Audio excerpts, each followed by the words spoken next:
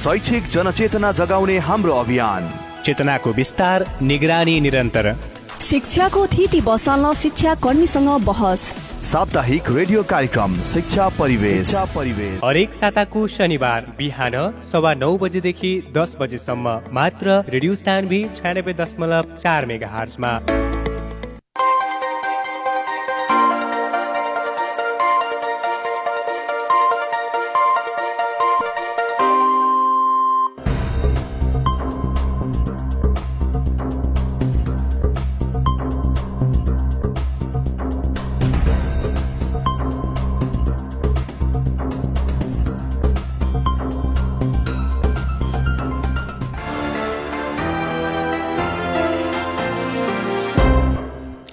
नमस्कार। कार्यक्रम शिक्षा परिवेशको अर्को नयाँ श्रृङ्खलामा तपाईँ श्रोतालाई हार्दिक स्वागत गर्छु। म कार्यक्रम प्रस्तोता सूर्यनारायण विक। देश विकासको प्रमुख आधार मानिएको शिक्षामा भएका बेथिथी विसङ्गति, भ्रष्टाचार तथा अनियमितताको उजागर गर्ने अभिप्रायले तयार पारिएको कार्यक्रम शिक्षा परिवेश हरेक साताको शनिबार बिहान 9:15 बजेदेखि 10 बजेसम्म रेडियो सान्वी 96.4 मेगाहर्ज, इन्टरनेट अनलाइनको रेडियो सान्वी .com र रेडियो सान्वीको अफिसियल फेसबुक पेज मार्फत एकैसाथ प्रसारण हुने गर्दछ। खास गरी शिक्षाका विविध पक्षका पाटोमा केन्द्रित रहेर शिक्षाको सेरोफेरोमा शिक्षाकर्मी तथा शिक्षासँग सरोकार राख्ने विभिन्न व्यक्तित्वहरूसँग हामी कार्यक्रममा बहस गर्छौँ। हजुर, आज पनि बहसका लागि एकजना विशिष्ट व्यक्तिलाई हामीले स्टुडियोमा निम्त्याएका छौँ। विगत 15 वर्षदेखि शिक्षा क्षेत्रमै अनवरत रूपमा लागिरहनुभएका साथै अन्य विविध किसिमका सामाजिक सङ्घ संस्थाहरूमा पनि आबद्ध भएर समाजसेवा जस्ता क्रियाकलापहरूमा सरिक शिक्षाकर्मी, समाजसेवी एवं विश्लेषक तथा ब्रिगेजमा विगत 12 वर्षदेखि IELTS र कम्प्युटर, अङ्ग्रेजी भाषा जस्ता विविध विषयहरूको पठन पाठन गराउने english.com सञ्चालन गर्नुभएका सञ्चालक दिगम्बर थापा आज हाम्रो स्टुडियोमा हुनुहुन्छ। उहाँलाई स्वागत गर्छु। सर, यहाँलाई कार्यक्रम शिक्षा परिवेशको यो विशेष श्रृङ्खलामा हार्दिक स्वागत छ। धन्यवाद। पक्कै पनि यहाँहरूले यो विगतमा लगभग 12 वर्ष भयो यो english.com सञ्चालन गर्नुभएको। खास गरी यसको english.com सञ्चालन गर्नुपर्छ भन्ने किसिमको सोच चाहिँ कसरी पलायो, त्यसबाट सुरुवात गरौँ न कार्यक्रममा आज। प्रश्नको लागि धन्यवाद र मलाई यहाँ निम्त्याउनु भएकोमा यहाँ सम्पूर्ण टिमलाई र विशेष गरी यहाँलाई म धन्यवाद दिँदै सम्पूर्ण श्रोताबिन्दमा नमस्कार टक्राउँदै म के भन्न चाहन्छु भन्दाखेरि म चाहिँ यो टिचिङ प्रोफेसनमा इङ्ग्लिस ल्याङ्ग्वेज पढाउने क्रममा चाहिँ म पहिला एउटा इन्स्टिच्युट यहाँ वीरगन्जमा थियो जुन राजेन्द्र प्रसाद कोइराला सरले चाहिँ चलाउने गर्नुहुन्थ्यो, करेन्ट इङ्ग्लिस ल्याङ्ग्वेज इन्स्टिच्युट। उहाँ सरले नै मलाई यो पेसामा चाहिँ ल्याउनु भएको हो र त्यसरी बिस्तारै पढाउँदै जाने क्रममा म लगभग 3.5 वर्ष जस्तो म त्यहाँ पढाएँ। पढाइसकेपछि अब हामीले पनि केही गर्नुपर्छ, एउटा संस्था अझै खोलौँ, एउटा छँदैछ सरको होइन, एउटा हामीले पनि खोलौँ र त्यो किसिमको एउटा क्वालिटी एडुकेसन दिन सकौँ भन्ने उद्देश्यले र सस्तोमा क्वालिटी एडुकेसन दिन सकौँ, क्वालिटी यो ल्याङ्ग्वेजको लाइनमा चाहिँ एक किसिमको नयाँ फड्को मारौँ भन्ने उद्देश्यले चाहिँ हामीले चाहिँ यसलाई खोल्ने सोच बनाएर सुरुवात गऱ्यौँ 2065मा। हजुर त्यस सोच जसरी बनाउनु भयो त्यसपछि त्यो संस्था सुरुवात गर्नको लागि जसरी टिम वर्कहरू चाहिन्छ होइन, अनि त्यो सबैको व्यवस्था गर्नको लागि चुनौतीहरू कस्ता कस्ता थिए त्यो बेलामा? यस्तो छ, अब 2065मा खोल्दाखेरि अब पहिल्यैदेखि भनौँ न हामीले खोल्दाखेरि 15 वर्षदेखि चलिरहेको इन्स्टिच्युट थियो वीरगन्जमा कोइराला सरको। अब त्यो एउटा चुनौती त थिँदै थियो। तर हामीले चलाउँदा हामीले सकारात्मक सोचमा के सोच्यो भन्दाखेरि सकारात्मक सोच लिएर के अगाडि बढ्यो भन्दा उहाँको आफ्नो मार्केट छँदैछ, हामीले नयाँ मार्केट जेनेरेट गर्ने होइन, हामी मार्केटमा आइसकेपछि नयाँ मार्केट जेनेरेट गर्ने। उहाँहरूले जसरी गर्नुपर्छ त्यो उहाँहरूको आफ्नो थिँदै थियो। अब हामीले नयाँ जेनेरेट गर्नुपर्छ, त्यहीँबाट सिकेका कुराहरूलाई चाहिँ इम्प्लिमेन्ट गर्नुपर्छ अलिकति इनोभेटिभ वेमा भनेर हामी त्यसरी लाग्यौँ र लाग्ने क्रममा हामीले मेन पावरहरू अब त्यो अनुसारको जुरायौँ। अनि खासै त्यस्तो अप्ठ्यारो त परेन सुरुमा, राम्रैसँग हामीले कुनै चुनौतीहरू त्यस्तो त थिएन। चुनौती भनेको यही थियो कि मार्केटमा चाहिँ एउटा इस्ट्याब्लिस हुनको लागि। पक्कै पनि जस्तै पहिलेदेखि अरू कुनै सङ्घ संस्थाहरू चलिराखेका छन् भनेपछि यहाँ चाहिँ प्रतिस्पर्धात्मक रूपमा खोल्नेहरू पनि एउटा होडबाजी छ होइन, तर तपाईँहरूले जुन हिसाबले नयाँ क्रिएट गर्ने हिसाबले जुन हिसाबले खोल्नुभयो त्यो एकदमै सराहनीय कार्य नै हो। अनि त्यसपछि त्यो संस्था सुरु भइसकेपछि अरूहरूको समाजसेवीहरूको त्यसपछि शिक्षाजीवीहरूको होइन उहाँहरूको प्रतिक्रियाहरू त्यसपछि उहाँहरूको साथहरू कसरी पाउनुभयो यहाँले कि एकदम यो आज 12 वर्ष यहाँसम्म आइपुग्दाखेरि हजुर मैले र हाम्रो संस्थाले चाहिँ अवश्य पनि विभिन्न व्यक्तित्वहरूको साथ हामीले पायौँ, हजुर जसमा म नाम लिँदाखेरि डाक्टर दीपक साके हुनुहुन्छ, सुशील भट्टराई सर हुनुहुन्छ, त्यसै गरिकन भगवान यादव सर हुनुहुन्छ होइन, विभिन्न शिक्षासँग जोडिएका र मेरा साथीभाइहरू जो पढाउँदै हुनुहुन्छ होइन, शिक्षण पेसामा हुनुहुन्छ। यसरी विभिन्न ठाउँबाट चाहिँ हामीलाई एक किसिमको प्रेरणा मिल्यो र उहाँहरूको मोटिभेसनल जुन एउटा वर्ड्सहरूबाट चाहिँ हामी प्रेरित भयौँ र हामी अझै उत्प्रेरित भएर अगाडि बढ्यौँ र उहाँहरूले पोजिटिभ एउटा सकारात्मक धारणाहरू नै राख्नुभयो यसमा। किन भन्दाखेरि समाजमा जति बढी संस्थाहरू हुन्छ त्यति बढी प्रतिस्पर्धा हुन्छ र त्यति बढी नै क्वालिटी चाहिँ नि एउटा उपभोग गर्ने व्यक्तिहरूलाई पाइरहेको हुन्छ। पक्कै पनि जस्तै वीरगन्जमा लगभग 12 वर्षदेखि बालबालिकाहरूको विद्यार्थीहरूको अङ्ग्रेजी कमजोर छ भन्ने सोच्नुहुन्छ भने चाहिँ उहाँहरूको अङ्ग्रेजी सुधार्नेमा तपाईँहरूको एकदमै ठुलो हात छ र त्यसको श्रेय पनि तपाईँहरूलाई नै जान्छ। यो अर्थमा भनिरहँदाखेरि पक्कै पनि सुरुमा अङ्ग्रेजी भाषाबाट सुरुवात गर्नुभयो, त्यसपछि आइएल्सहरू, त्यसपछि कम्प्युटरहरू कोर्सहरू पनि थप्नुभयो होइन, त्यो थप्दाखेरि चाहिँ चुनौतीहरू चाहिँ के थियो? यस्तो थियो, अब वीरगन्जमा यस्तो छ, आइएल्सको कुरा गर्दाखेरि आइएल्स हामीले पढाउन सुरु गर्नुभन्दा अगाडि वीरगन्जमा आइएल्स थिएन।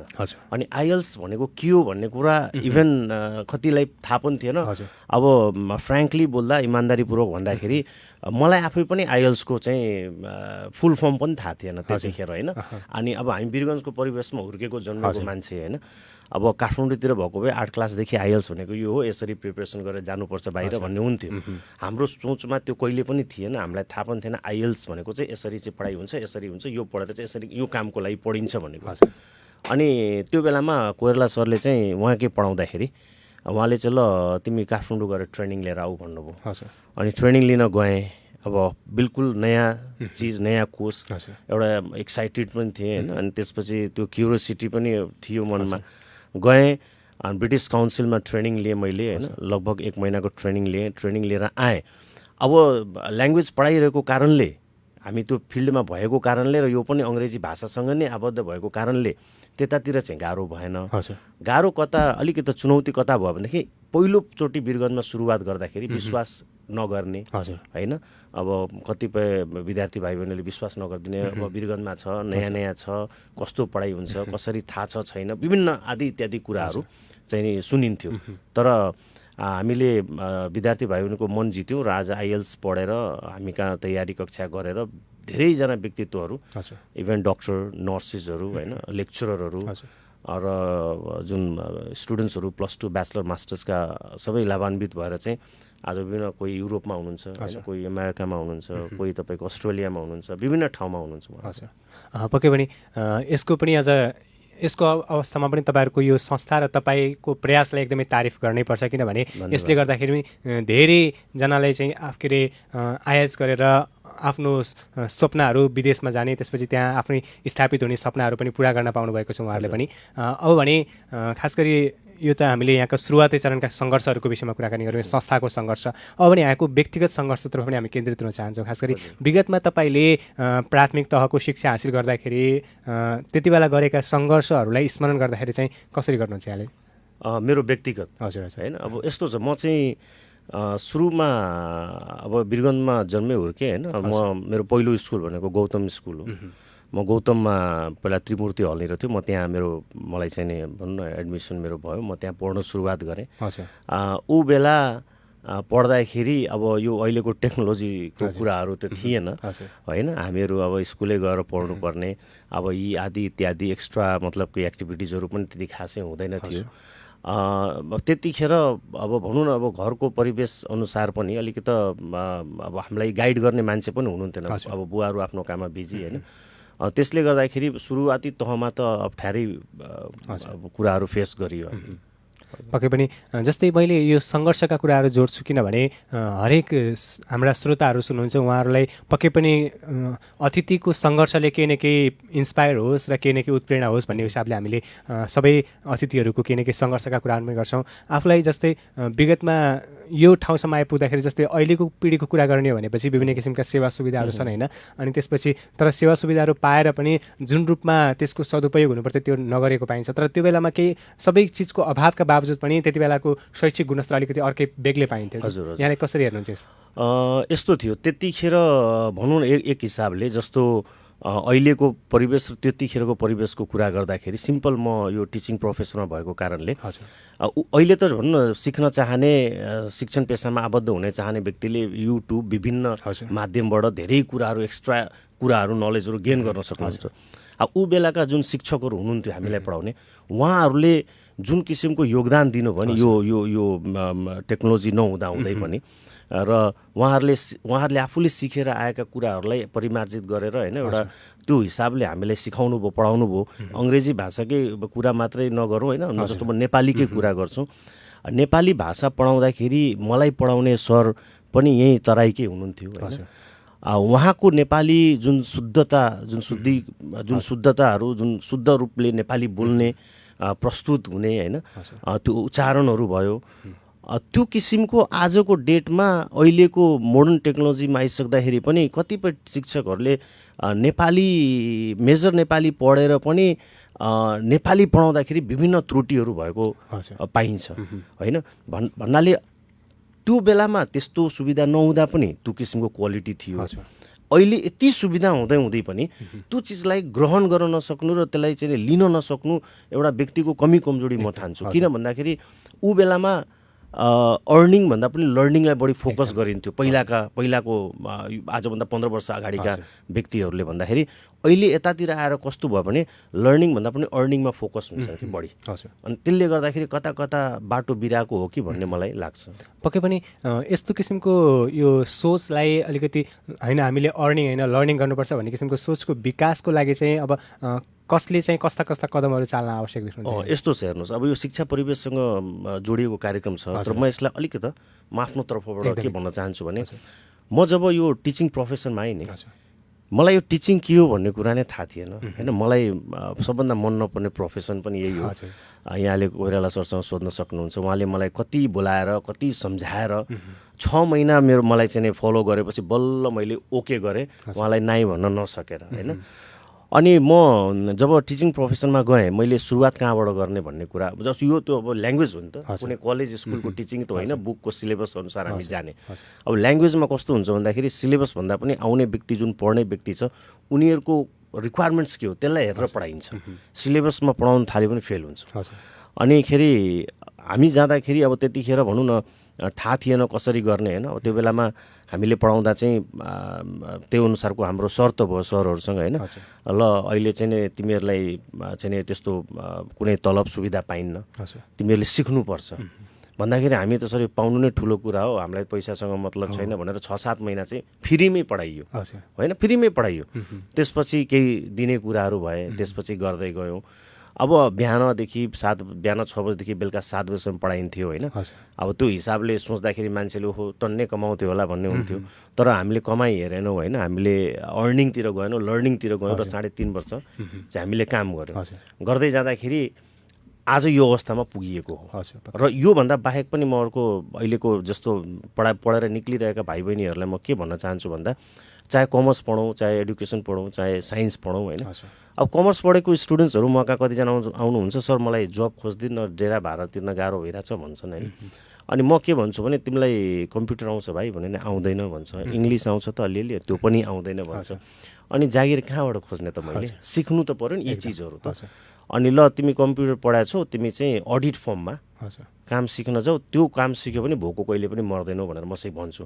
तर पाउनु चाहिँ पैसा पाउँदैन है, त्यहाँ नास्ता खाने पैसा पाउँछ, त्योभन्दा बाहेक पाइन्न। उहाँहरूले काम सिकाउनुहुन्छ र जब 1-1.5 वर्ष बसेर त्यहाँबाट निस्किसकेपछि नि अनि पैसाले फलो गर्छ तिमीलाई भनेर म भन्छु कि तर सर पैसा पाइन्न रहेछ के काम गर्ने भन्छ। उनीहरूले सर्टेन त्यतिखेरकै कुरालाई मात्रै सोच्छ। यो आजभन्दा 15 वर्ष अगाडिका युवाहरूमा त्यो किसिमको सोच थिएन। उनीहरूको सोच के थियो भने सिकौँ अनि त्यसपछि गरौँ भन्ने थियो। हजुर, पक्कै पनि यो एकदमै इन्सपिरेसन कुरा भन्नुभयो यहाँले। यसबाट मैले पनि एकदमै इन्सपायर भएको छु यो कुराबाट र श्रोताहरू पनि एकदमै इन्सपायर हुनुभयो होला भन्ने मैले विश्वास लिएको छु। पक्कै पनि यो शिक्षा क्षेत्रमा एकदमै विकास भइरहने क्रममा होइन, वीरगञ्जमा नि विगतको तुलना गर्ने भनेपछि 22वटा जिल्लाहरूको शिक्षाको हब पनि थियो वीरगञ्ज अनि तर अहिले चाहिँ खास गरी जुन रूपमा अपेक्षित रूपमा विकास हुनुपर्ने थियो, शिक्षाले फड्को मार्नुपर्ने थियो, त्यो रूपमा चाहिँ नमारेको अवस्था पनि देख्नुहुन्छ यहाँहरूले, सायद यहाँलाई पनि थाहा। हजुर, एकदम यो के छ भन्दाखेरि विगत यो जति पनि राजनीतिक परिवर्तनहरू आए होइन, अब विभिन्न चरणहरू पार गर्दै जाँदाखेरि वीरगञ्जमा कस्तो मैले देखेको छु भन्दाखेरि अब वीरगञ्जकै शिक्षक काठमाडौँ गएर पनि पढाउनु भएको छ, अहिले पनि पढाइरहनु भएको छ होइन।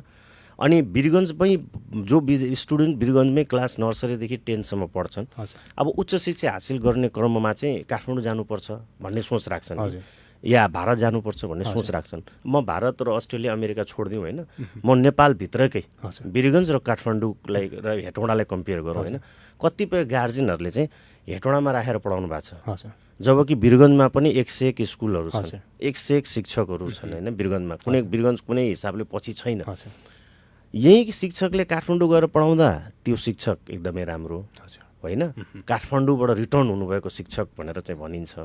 ओहो, काठमाडौँबाट पढाएर आउनु भएको शिक्षक भनिन्छ। वीरगञ्जमा पढाइरहेको शिक्षक छ भनेदेखि चाहिँ वीरगञ्जको शिक्षक भनेर अलिकति कता कता हाम्रो समाजले त्यो किसिमले पनि हेर्ने हुँदाखेरि गर्ने हुँदाखेरि राम्रा म्यान पावरहरू यहाँबाट चाहिँ पलायन हुन पुग्छ होइन। त्यो किसिमको चाहिँ एउटा इज्जत नपाउँदा, त्यो किसिमको चाहिँ रिटर्न नहुँदाखेरि कति राम्रा म्यान पावरहरू पलायन भइरहेका हुन्छन्। सबभन्दा पहिला त यहाँका वीरगञ्ज या हाम्रो प्रदेशको चाहिँ जनसमुदायले चाहिँ त्यो विश्वास गर्नु पर्यो। दोस्रो कुरा के हुन्छ भयो भन्दाखेरि शिक्षामा वीरगञ्जमा या प्रदेश हाम्रो अब वीरगञ्जको कुरा गरौँ होइन, अब हाम्रो एउटा वीरगञ्ज जस्तो यस्तो औद्योगिक नगरमा होइन, अब एउटा युनिभर्सिटी पर्सा जिल्लामा अब युनिभर्सिटीको परिकल्पना गरियो, त्यो चल्दै आछ, आजसम्म त्यो चलि नै रहेछ, त्यो खुल्या छैन। अब त्यो व्यक्तिको विभिन्न स्वार्थ होइन, राजनीतिक उतार चढावहरूले गर्दाखेरि यी चिजहरूबाट हामी एकदमै वञ्चित भएका छौँ, जसले गर्दाखेरि चाहिँ यहाँ भएका व्यक्तिहरूलाई पनि ती युनिभर्सिटीहरू हुँदाखेरि त उहाँहरूले पनि प्लेटफर्म पाउँथ्यो नि त, त्यो किसिमको प्रेजेन्टेसन हुन्थ्यो, त्यसले विद्यार्थीहरू लाभान्वित हुन्थ्यो। यो विभिन्न यो सब कारणहरूले गर्दाखेरि चाहिँ शिक्षामा लागेका व्यक्तिहरू पनि पलायन हुने अनि विद्यार्थी भाइ बहिनीहरू यहाँका जनसमुदायले विश्वास नगरिदिँदा पनि कता कता अलिकति ब्याक भएको चाहिँ आभास हुन्छ। पक्कै पनि यहाँ अलिकति लामो समयदेखि शिक्षा क्षेत्रमै आबद्ध भएको नाताले मैले यहाँसँग पनि प्रश्न तेस्र्याउन चाहन्छु। खास गरी यो निजी विद्यालय र सामुदायिक विद्यालयको कुराहरू पनि थुप्रै विवादित विषयहरू भन्छन्, कहिले कसो कहिले कहिले व्यापारका कुराहरू पनि आउँछन् होइन, यसको विषयमा यहाँको धारणा चाहिँ के छ? यस्तो छ हेर्नुहोस्, अब म सुरुमा चाहिँ गौतममा पढेँ होइन, क्लास 2-3सम्म पढेँ, छोडेँ, त्यसपछि सिद्धार्थबाट पढेर मैले एसएलसी पास गरेँ। म पनि सामुदायिक विद्यालयबाट नै आएको हो। अब सामुदायिक विद्यालयमा त्यतिखेर त्रिजुद्ध भयो, सिद्धार्थ भयो होइन, यी स्कुलहरू चाहिँ वीरगञ्जको कुरा गर्दाखेरि चाहिँ यी स्कुलहरू भनेको एउटा टप लिस्टमा आउने स्कुलहरू थियो त्यतिखेरको टाइममा। इभन त्यतिखेर भनौँ न यो निजी विद्यालयहरूलाई पनि च्यालेन्ज गर्ने खालका स्कुलहरू थियो त्यतिखेर। अहिले यतातिर आएर के भयो भन्दाखेरि अब यही राजनीतिक माहौलले सबै थोक बिगाडेको अवस्था हो होइन, व्यक्ति खराब होइन, त्यो समय परिस्थितिले त्यो व्यक्तिलाई त्यो समय परिस्थिति अनुसार ढल्न मजबुर गरेको कारणले गर्दाखेरि ढलेन भने आफू नटिक्ने, ढल्यो भनेदेखि अब ऊ यसरी चाहिँ बर्बाद हुँदै जाने किसिमका कुराहरू। अब निजी विद्यालय र हजुरको चाहिँ यो जुन हामी समुदायको कुरा गर्छौँ, अहिले विभिन्न गार्जेन्सहरूमा कस्तो एउटा कन्सेप्ट आएको छ भन्दा 5 क्लाससम्म 6 क्लाससम्म बोर्डिङमा पढाउँ, त्यसपछि लगेर उसमा हालौँ, सामुदायिकमा हालौँ भन्छ कि। म चाहिँ के भन्छु भन्दाखेरि मैले आफ्नो व्यक्तिगत है म 2-3 छोडेर सिद्धार्थमा गएँ, म सामुदायिकमा गएँ, मैले कस्तो समस्याहरू भोगेँ भने त मलाई थाहा छ होइन। म जस्तो व्यक्ति जसले भोग्या होला उसलाई राम्रोसँग थाहा हुन्छ कि त सानैदेखि निजी विद्यालयमै पढाउनुहोस् कि त सानैदेखि सामुदायिकमै पढाउनुहोस्। त्यसले के हुन्छ भन्दाखेरि त्यो एक किसिमको इन्भाइरोमेन्ट, एक किसिमको वेमा ऊ जान सक्छ। होइन भनेदेखि विद्यार्थीको पढाइ धेरै बिग्रिने सम्भावना हुन्छ र बिग्रेको पनि छ, धेरै अभिभावकले यो अनुभूति पनि गर्नुभएको छ होइन। अनि अर्को कुरा के छ भन्दाखेरि अब विभिन्न सरकारको नीति परिवर्तनहरू भए, अब यो सामुदायिकबाट चाहिँ पढेकालाई चाहिँ स्कलरसिप पाउँछ यो भन्ने जुन एउटा समाजमा एक किसिमको सोच छ नि, त्यो सोचलाई म यो रेडियो मार्फत के भन्न चाहन्छु भन्ने भयभरका विद्यार्थी सबैलाई स्कलरसिप पाउने होइन, ट्यालेन्टेड स्टुडेन्ट्सलाई पाउने हो, त्यसबाट चाहिँ एउटा चाहिँ भनौँ न डिजर्भिङ क्यान्डिडेटलाई पाउने हो।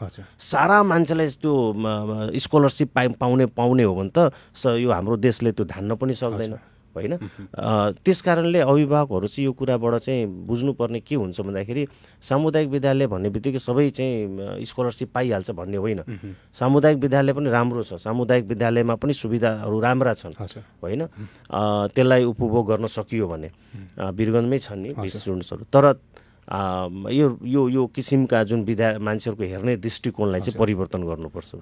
यो अभिभावकहरूको सोचको कुरा गरिरहँदाखेरि पक्कै पनि यो एक किसिमको अर्को कस्तो सोच छ भन्दाखेरि निजी विद्यालयमा पढ्यो भनेपछि त्यसको इङ्ग्लिस चाहिँ राम्रो हुन्छ भन्ने सोच छ। त्यसपछि फेरि सामुदायिक स्कुलमा पढ्यो भने चाहिँ त्यसको नेपाली राम्रो हुन्छ, इङ्ग्लिस यसको कमजोर हुन्छ, त्यही भएर त्यस कारण पनि यताउता गराउने पनि सोच हो कि एउटा भन्ने पनि छ होइन। यहाँले एउटा बडा राम्रो एउटा कुरा निकाल्नुभयो, अङ्ग्रेजी राम्रो हुन्छ भन्नुभयो नि।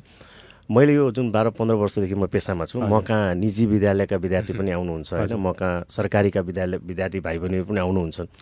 मैले फरक के देखेको छु भन्दा निजी विद्यालयमा पढ्ने बित्तिकै अङ्ग्रेजी एकदमै राम्रो हुन्छ भन्ने पनि होइन, सरकारीमा पढ्दैमा अङ्ग्रेजी कमजोर हुन्छ भन्ने होइन। फरक के हुन्छ भने म बताउँछु। फरक एउटा के छ भन्दा निजीबाट आउनेहरूको स्पोकन राम्रो हुन्छ, उनीहरू अब 7वटा किताबमा 6वटा अङ्ग्रेजी नै पढाइ हुन्छन्, एउटा नेपालीमा पढ्छ होइन। अनि उनीहरूको अङ्ग्रेजी स्पोकन चाहिँ राम्रो हुन्छ, जहाँ पनि कन्फिडेन्टली बोल्दै हुन्छन्। तर ग्रामेटिकल प्याटर्न्स चाहिँ फेरि कमजोर हुन्छ, जुन ग्रामर हुन्छ होइन, जुन सेन्टेन्स फर्मेसनहरू हुन्छ अनि वर्ड फर्मेसनहरू हुन्छ, ग्रामेटिकल प्याटर्न्स चाहिँ कमजोर हुन्छ। तर सरकारीबाट आउने मैले त्यस्ता विद्यार्थीहरू पनि देखेको छु, स्पोकन हुँदैन तर ग्रामर बहुतै एकदमै राम्रो हुन्छ कि उनीहरूको लेखाइ राइटिङ होइन, त्यो एउटा ग्रामर मिलाएर लेखेका हुन्छन्। त्यो फरक देखिएको छ। भनेपछि कमजोर हुने होइन कि यहाँ कमजोर के आधारमा मान्छे मान्दो रहेछ भन्दाखेरि बोलेको आधारमा यसलाई चाहिँ मान्छेले हेर्दो रहेछ। अब नेपाली भाषाकै कुरा गर्दाखेरि भनौँ न, सरकारीमा पढ्दैमा नेपाली राम्रो हुने, बोर्डिङमा पढेर फेरि नेपाली नराम्रो हुने होइन। नेपाली पढाउने शिक्षकको पहिला नेपाली राम्रो हुनु पर्यो, अङ्ग्रेजी पढाउने शिक्षकको अङ्ग्रेजी राम्रो हुनु पर्यो, अनि त्यसअनुसार विद्यार्थीको पनि आउटपुट आउने हो। अब भने हामी यो समसामयिक विषयतर्फ जान चाहन्छौँ। खास गरी यो कोरोना भाइरसले अहिले शिक्षा क्षेत्र पनि एकदमै तहस नहस भएको अवस्था छ होइन। अहिलेसम्म पनि शैक्षिक संस्थाहरू खुल्ने भन्ने कुनै सरकारले निर्णय नगरेको अवस्था छ। यो कोरोना भाइरसले शिक्षा क्षेत्रमा पारेको प्रभावलाई चाहिँ यहाँले कसरी विश्लेषण गर्नुहुन्छ? कोरोना भाइरस अब यो जुन चैत्रबाट लकडाउन सुरु भयो, वास्तवमा यो हाम्रो सोचभन्दा निकै बाहिरको कुरा रहेछ पछि हामीलाई थाहा भयो। पहिला त हामीले त यो 2-4 10 दिन 15 दिन महिना दिन जाला भन्ने सोच्यौँ, तर जसरी यसले विकराल रूप लियो त्यसरी त्यो चाहिँ हाम्रो एउटा भनौँ न, हामीले सोच एउटा साधारण व्यक्तिले सोच्ने शक्तिभन्दा बाहिरको कुरा थियो। अब यसले शिक्षामा त प्रभाव सम्पूर्ण व्यक्तिलाई थाहा भएकै कुरा हो, एकदमै नराम्रो असर गरेको शिक्षा र तपाईँको चाहिँ हाम्रो यो टुरिज्ममा होइन। अब हामी शिक्षाको कुरा गर्दैछु भन्दाखेरि म एउटा स्कुल चलाउने एउटा सञ्चालक पनि हो, मेरो आचार्य एकाडेमी स्कुल छ त्यहाँ प्रगतिनगरमा, म त्यसरी इन्स्टिच्युट चलाउँछु होइन। यसमा कस्तो असर गरेछ भन्दाखेरि एक त स्कुलहरू पूर्ण रूपले बन्दैछ अहिलेसम्म पनि। अर्को कुरा कस्तो पर्यो भन्दाखेरि एक्कासी सबै थोक हाम्रो अगाडि आइपुग्यो। अब यो सिकाइलाई चाहिँ एउटा नयाँ ढाँचाबाट लिएर जानुपर्छ भन्ने कुराहरू आयो। अब त्यहाँ च्यालेन्जेसहरू कस्तो भयो भन्दा त्यो टेक्नोलोजी कतिले सिकेकै छैन होइन, टेक्नोलोजीको अब त्यो नलेजै छैन कतिलाई। सिम्पल के भयो भने एजुकेसन हामी major English, major math, major Nepali पढ्यौँ, मास्टर्स डिग्री गऱ्यौँ। अनि शिक्षकहरूको हाम्रो पहिलेदेखि सोच कस्तो भयो भने मैले पढाउने त हो नि, कम्प्युटर किन सिक्नु पऱ्यो र मैले होइन, म म्याथको टिचर हो भने अङ्ग्रेजी किन सिक्नु पऱ्यो र मैले, म चाहिँ नेपालीको टिचर हो भने मैले अङ्ग्रेजी किन सिक्ने, कम्प्युटर किन सिक्ने। तर अहिले आएर म यो भन्ने गर्थेँ पहिले पनि, मेरो मका ल्याङ्ग्वेज सिक्नेहरूलाई मैले जहिले नै भन्ने गर्थेँ, तपाईँहरू एजुकेसन ब्याकग्राउन्डको हुनुहुन्छ तर तपाईँ कम्प्युटर पनि सिक्नुहोस्, ल्याङ्ग्वेज पनि सिक्नुहोस्, चाहे जुनसुकै फ्याकल्टीको होस्, कुनै पनि बेलामा तपाईँलाई अपर्च्युनिटीले जुन तपाईँलाई चाहिँ त्यो अपर्च्युनिटीले नक गऱ्यो भने नि त्यो तपाईँको लक हुनेछ होइन। किन भन्दाखेरि मान्छे तयारी अवस्थामा हुँदैन। आज हेर्नुहोस् त अहिलेको समयमा स्कुलले अनलाइन क्लास गर्नुपर्ने छ, स्लाइड्स तयार गर्न टिचरलाई आउँदैन, धेरै शिक्षकलाई आउँदैन स्लाइड तयार गर्नको लागि। कम्प्युटरमा तपाईँको चाहिँ त्यो पावर पोइन्ट स्लाइडहरू बनाउन जाने छैन। भनेपछि अब कसलाई गुहार्ने त सिक्न जाउँ 5 दिनमा त हुँदैन हजुर। 3-4 महिना सिक्नु पर्यो होइन हो यस्ता यो एउटा यस्तो किसिमको च्यालेन्जहरू पनि हाम्रो च्यालेन्जेसहरू पनि हाम्रो सामुन्ने आइपुग्यो दोस्रो कुरा के आयो भन्दाखेरि ठुलो ठुलो बोर्डिङ स्कुलमा पढाउने शिक्षकहरू हुनुहुन्छ होइन या कुनै पनि बोर्डिङ स्कुलमा पढाउने शिक्षक हुनुहुन्छ बोर्डिङमा गार्जियनले के सोचेको हुन्छ भने शिक्षकले इङ्ग्लिस मिडियममा पढाउँछन् भन्ने हुन्छ अनलाइन पढाउँदाखेरि सबै शिक्षकको अनुहार घर घरमा पुगेको छ गार्जियनले हेरिरहेको छ अब कतिपय टिचरलाई अब सबै हेर्नु वीरगन्जमा 101 टिचरहरू छन् तर केही शिक्षकहरू हाम्रै पेसामा लागेका शिक्षकहरू कस्तो हुनुहुन्छ भन्दाखेरि म्याथ पढाउँदाखेरि बोर्डिङमा पढाउँदाखेरि नेपालीमै पढाइदिने पनि हुन्छन् होइन अब साइन्स पढाउँदाखेरि नेपालीमै पढाइदिने हुन्छ इङ्ग्लिस टु इङ्ग्लिस पढाइदिनु पऱ्यो नि त अब त्यो अब अनलाइन पढाउँदा त घर घर पुग्यो नि त अनुहार घर घर पुगेको छ साउन्ड घर घरमा पुगेको छ आवाज घर घरमा पुगेको छ भनेपछि अब त्यहाँ पनि अर्को च्यालेन्जिङ भयो कि त्यो पनि च्यालेन्जेस थपियो अब रह्यो कुरा अब स्कुलको व्यवस्थापनको कुराहरूमा होइन अब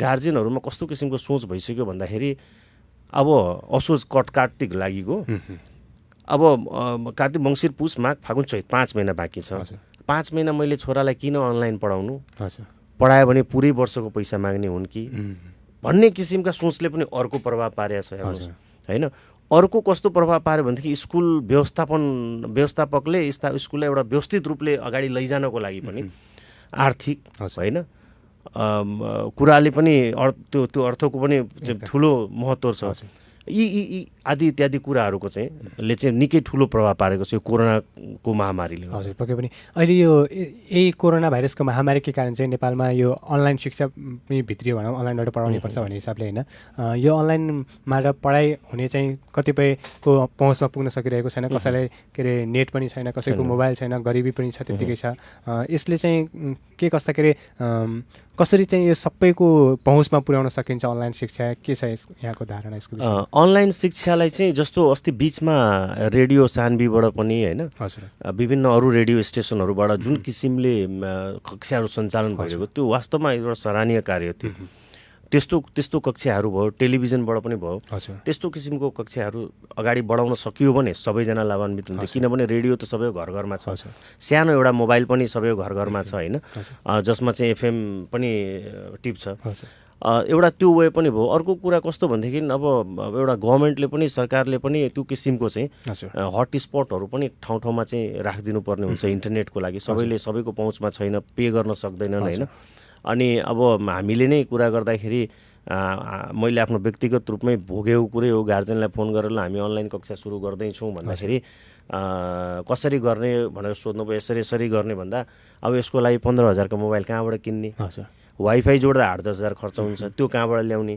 त्यो जोडिसकेपछि फेरि 1500 महिनाको पनि तिर उता पढाइ भयो बापत स्कुलमा पनि तिर भनेपछि डबल खर्च भयो बरु यसो गर्नुहोस् न 500 बढी दिन्छु स्कुलमै पठाइदिन्छु बच्चा त्यहीँ पढाइदिनु भन्ने कुराहरू भयो कि त्यो भन्नाले यो त ठुलो समस्या हो होइन यो तुरुन्तै हल हुँदैन हाम्रो जस्तो देशमा यसलाई समय लाग्छ हामी आशावादी हुनुपर्छ बिस्तारै यसलाई चाहिँ अगाडि बढाउँछ तर अहिलेको डेटमा अहिले मैले देखेको चाहिँ यो +2 कलेज 11 को क्लास सुरु भइसकेपछि अनलाइन सुरु भइसकेपछि इभन एउटा सामान्य घरको व्यक्तिले पनि एउटा जागरुक रूप भएर चाहिँ मोबाइल किनेका छन् र त्यसलाई कसरी गरेछ भनेदेखि एउटा घरमा वाइफाई छ उसले चाहिँ सबैलाई वाइफाई पासवर्ड दिइरहेछ 200 रुपियाँ लिएका छ महिनाको होइन त्यो पनि एउटा राम्रो भयो नि त सबैजना लाभान्वित भयो नि त अब 8,000 खर्च गर्नु परेन त्यो अरू टेन्सन भएन अब यी यस्ता किसिमका कुराहरू पनि समाजमा पनि हामीले चाहिँ त्यो किसिमका कुराहरूलाई चाहिँ लिएर जानुपर्छ अर्को एउटा प्रसङ्ग अहिले चाहिँ यो कोरोना भाइरसकै कारण स्थगित भएको या सीईको परीक्षा पछि चाहिँ आन्तरिक मूल्याङ्कनको आधारमा नतिजा प्रकाशन भयो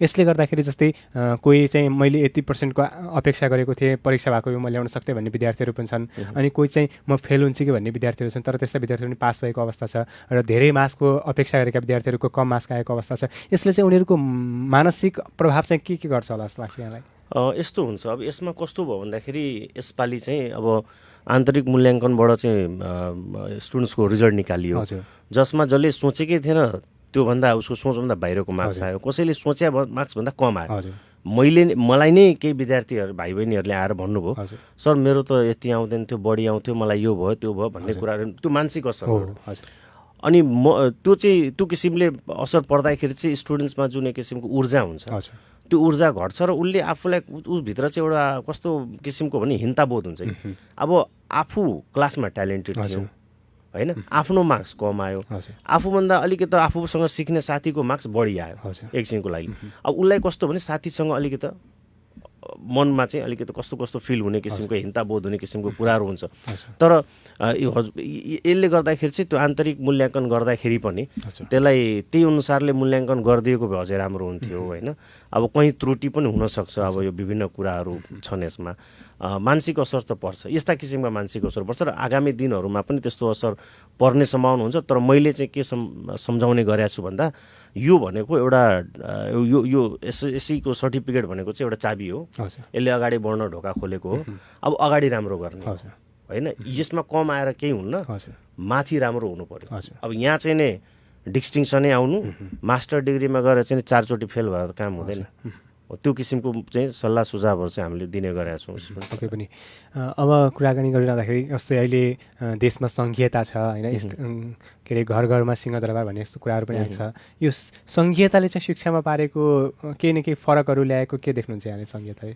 यस्तो छ हेर्नुहोस् अब घर घरमा सिंहदरबार त भनियो होइन तर सिंहदरबारसम्म पुग्ने पहिला त बाटै नै बाटोमै धेरै आरो अवरोहहरू छन् होइन अब ती कुराहरू बिस्तारै हुँदै जान्छन् हामी सधैँ आशावादी हुनुपर्छ एकैपटक कहिले पनि हुँदैन अब यसमा कस्तो छ भन्दाखेरि अब जब यो हाम्रो सङ्घीय सरकार बन्यो सङ्घीयतातिर हाम्रो गयो होइन हाम्रो जुन शिक्षक जुन पढाउने शिक्षकहरू पनि हुनुहुन्छ नि अब जस्तो लोकल शिक्षक लोकल ठाउँमै फोकस भए जस्तो अब भनौँ पर्सा जिल्लाको शिक्षक छ भने पर्सा जिल्लामै पढाउन थाले होइन अब पहाडको शिक्षक पहाडतिरै पढाउन थाले अब त्यसलाई मान्छेहरूले यसो हेर्दाखेरि आफ्नै ठाउँको मान्छेले आफ्नै ठाउँमा पढाइरहेछ भन्ने कुरा त एउटा त त्यो भयो तर एक समय आजभन्दा 20 वर्ष अगाडि जुन हामीहरू पढ्थ्यौँ हामीका पढाउने शिक्षक रुकुम रोल्पाको पनि हुनुहुन्थ्यो रुकुम रोल्पामा पढाउने शिक्षक पर्सा जिल्ला बारा जिल्लाको हुनुहुन्थ्यो भनेपछि कस्तो हुन्छ कल्चरल एक्सचेन्ज पनि हुन्थ्यो होइन उहाँहरू त्यहाँ जाँदाखेरि त्यहाँका भाषाहरू सिकिन्थ्यो शिक्षा भनेको खालि यो किताबको पढाउने शिक्षा मात्रै होइन व्यावहारिक शिक्षाहरूको कुराहरू पनि हुन्छ यसले गर्दा यो सबै चिजमा चाहिँ अब